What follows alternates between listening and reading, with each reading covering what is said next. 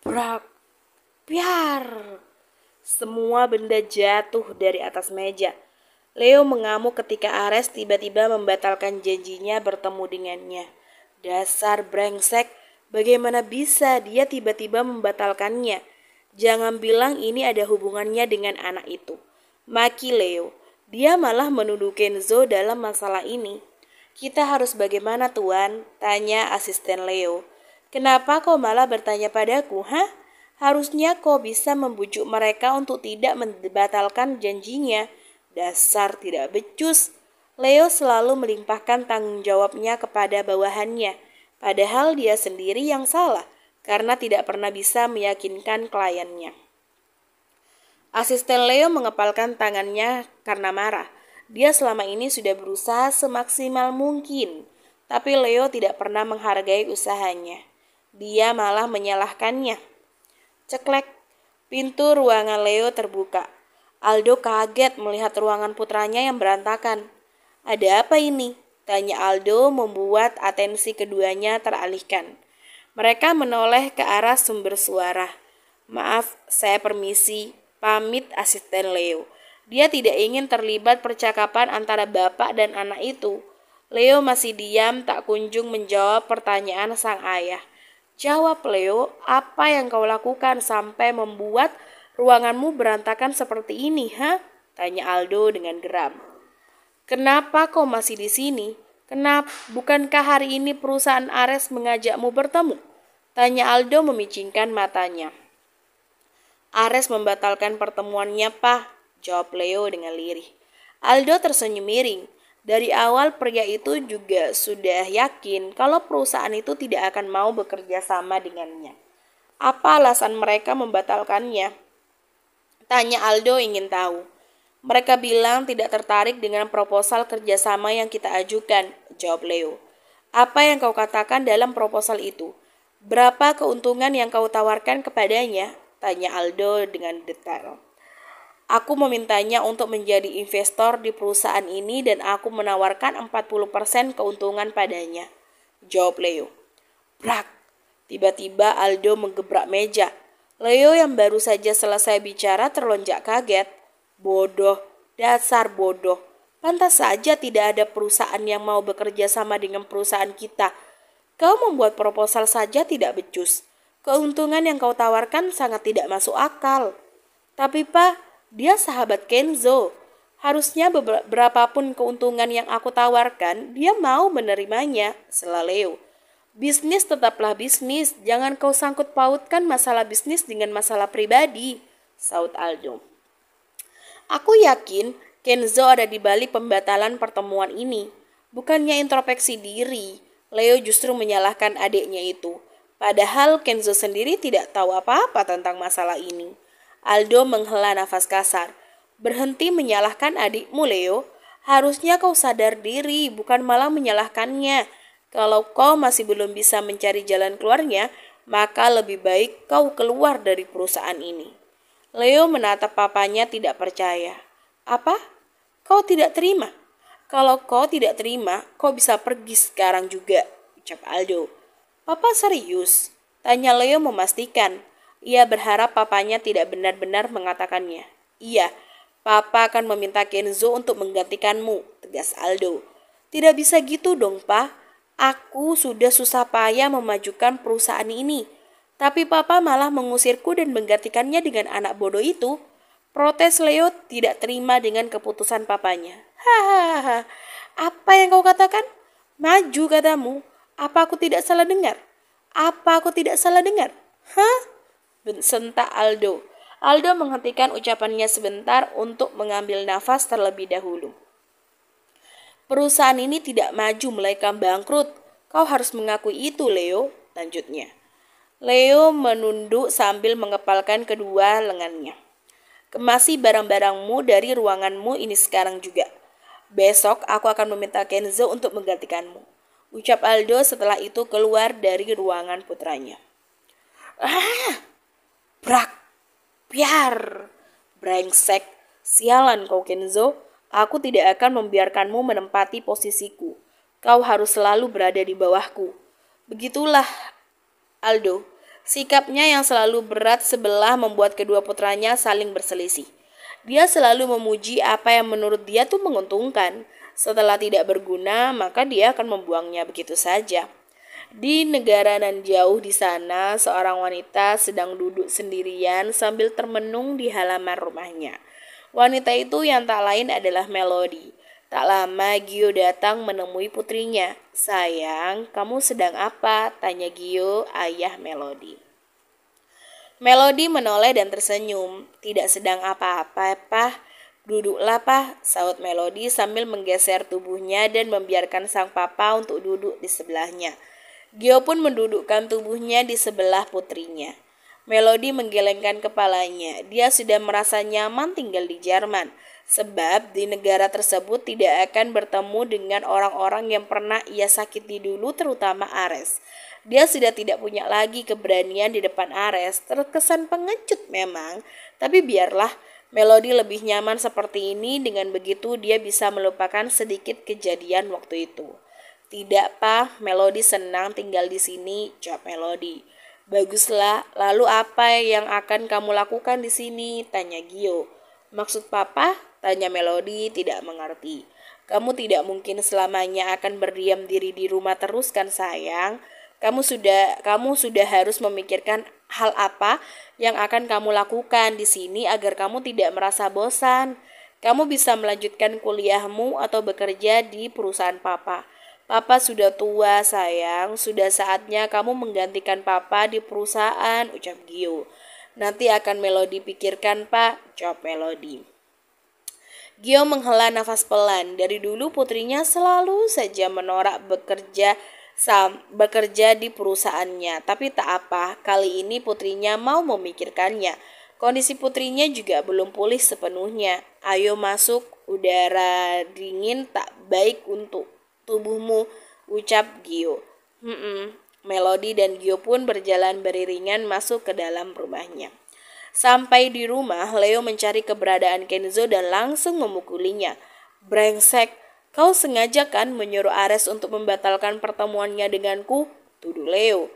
Kenzo mengangkat wajahnya sambil menghapus sudut bibirnya yang berdarah akibat pukulan dari sang kakak.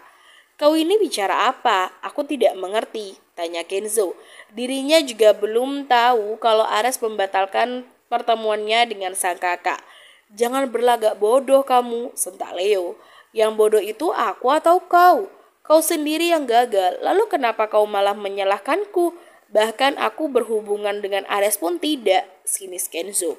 "Bohong, kamu pasti bohong kan? Kalau bukan karena kamu, pasti Ares sudah memintaku untuk menemuinya," sentak Leo. Leo menjeda bicaranya sebentar untuk mengatur nafasnya. "Kau sengaja melakukan itu agar kau bisa mendepakku dari perusahaan kan?" tuduhnya lagi. "Lagi-lagi itu, kau ambil perusahaan pun aku tak peduli," saut Kenzo menghela nafas. Dia ingin mengambil alih perusahaan semata-mata hanya ingin menyelamatkan perusahaan orang tuanya dari kebangkrutan. Itu saja. Aldo dan gadis datang karena mendengar keributan di ruang tengah. "Ada apa ini Kenzo?" tanya Aldo. "Aku tidak tahu, Papa bisa tanyakan sama anak kesayangan Papa itu," saut Kenzo dengan malas. Setelah itu Kenzo pergi meninggalkan mereka semua. Terlalu malas membahas masalah yang tidak pernah ada ujungnya.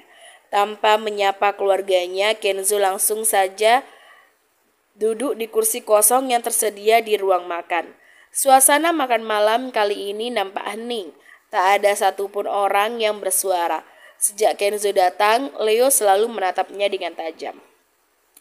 "Kenzo sudah selesai, aku pamit ke kamar lebih dulu," ucap Kenzo setelah menyelesaikan makanannya. "Tetap di tempatmu Kenzo, ada yang ingin Papa katakan sama kamu." Aldo melarang putra keduanya yang hendak meninggalkan ruang makan. Kenzo pun mengurungkan niatnya, dia kembali mendudukkan tubuhnya di kursi. "Apa yang ingin Papa katakan?" tanya Kenzo sambil melihat ke arah papanya. "Mulai besok kamu harus masuk ke kantor menggantikan kakakmu," tita Aldo. "Baik," jawab Kenzo tanpa ada penolakan. Leo mengepalkan tangannya mendengar jawaban dari sang adik. Dia semakin marah dengan adiknya yang tidak sedikit pun menolak permintaan orang tuanya. "Apa ada lagi yang ingin Papa katakan?" Tanya Kenzo yang ingin segera pergi meninggalkan ruangan itu. Tidak ada, jawab Aldo. Kenzo mengangguk lantas beranjak dari tempat duduknya. Dengan acuh, Kenzo pergi begitu saja meninggalkan keluarganya yang masih berada di ruang makan. Kamu yakin dengan keputusanmu, Pak? Tanya gadis. Papa yakin, Ma. Sudah tidak ada cara lain lagi selain menyerahkan kursi CEO kepada Kenzo. Papa berharap dia bisa menyelamatkan perusahaan dan membawanya keluar dari masa krisis ini. Jawab Aldo dengan yakin. Kalau itu yang terbaik, maka Mama akan mendukung keputusan Papa. Mama harap anak itu juga tidak akan mengecewakan kita, saut gadis. Tidak bisa gitu dong, Pa.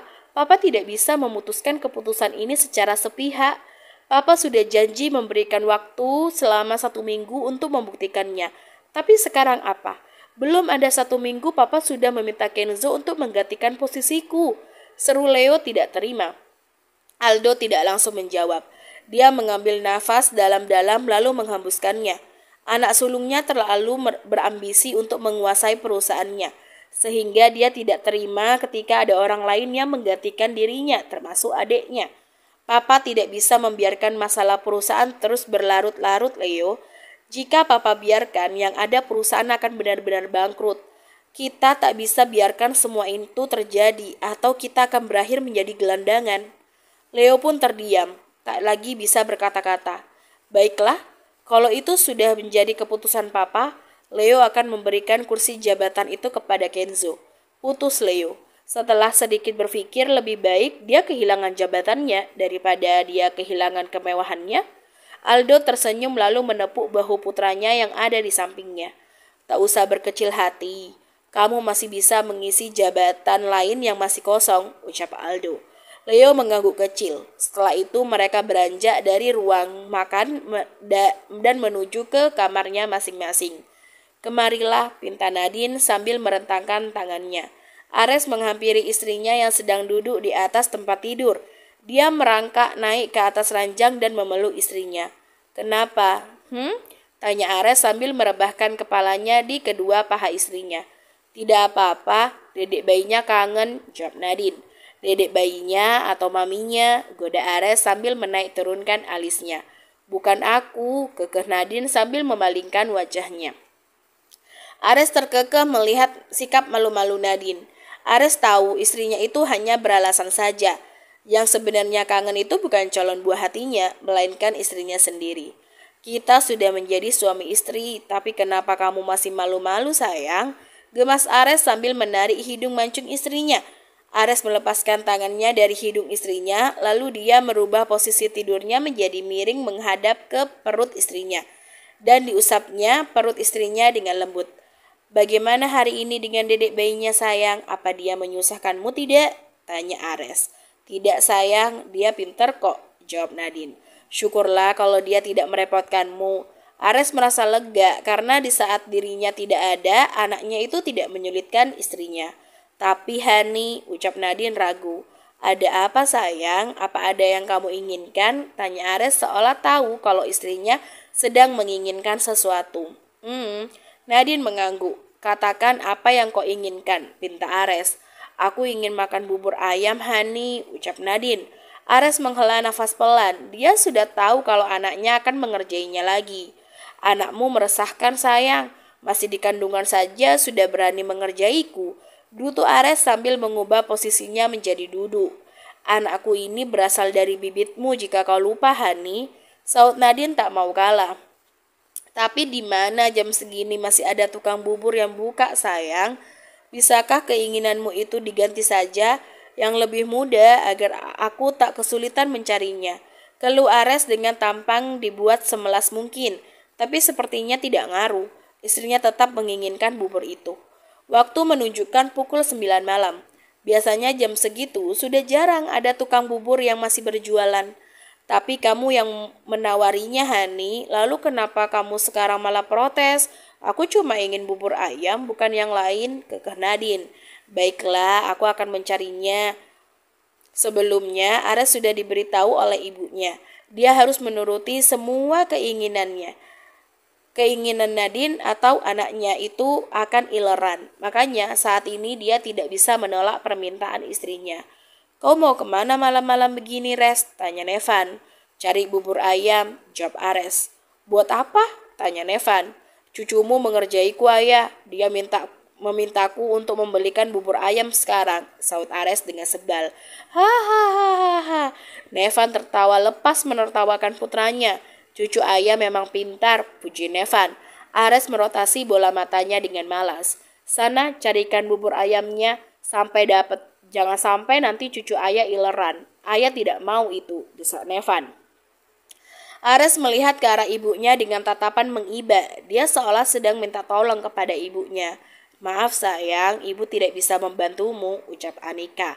Lalu Ares mengalihkan tatapan ke arah sang adik yang sedang berbahan di pangkuan ayahnya. Apa liatin Ara? Ketus Ara. Ares tersenyum dan langsung menarik tangan adiknya. Hampir saja Ara jatuh, untung Nevan langsung memeganginya. Kakak kenapa tarik-tarik tangan Ara sih? Kesal Ara. Ayo ikut kakak, kamu juga harus mencarikan bubur ayam itu untuk calon keponakanmu. Ares kembali menarik tangan adiknya. Kenapa harus Ara? Itu kan anak kakak. Jadi kakak sendiri aja lah yang mencarinya, tolak Ara. Pokoknya kamu harus ikut kakak sekarang. Paksa Ares menarik tangan adiknya dan membawanya keluar menuju ke mobilnya. Ares mendorong tubuh adiknya dengan pelan ke dalam mobil. Ya elah, tuh bocil belum keluar aja, kenapa meresahkan sekali sih? Gerutu Ara. Ares mulai melajukan mobilnya mencari keberadaan tukang bubur ayam. Kamu perhatikan sebelah kiri jalan, Dek. Nanti kalau ada penjual bubur ayam, kamu harus kasih tahu kakak, ucap Ares. Balas Ara merotasi bola matanya dengan malas. Tapi meskipun begitu, Ara tetap menuruti apa yang kakaknya suruh. Bersambung.